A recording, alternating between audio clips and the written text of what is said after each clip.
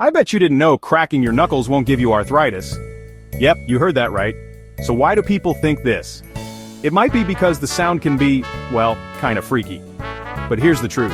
Cracking your knuckles doesn't cause arthritis. When you crack your knuckles, you're actually popping tiny gas bubbles in the fluid around your joints.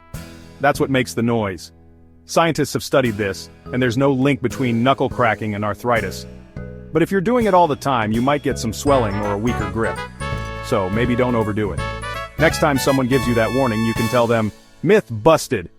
Cracking your knuckles is annoying, but it's not giving you arthritis. Got another myth you want busted? Leave it in the comments. Thanks for watching.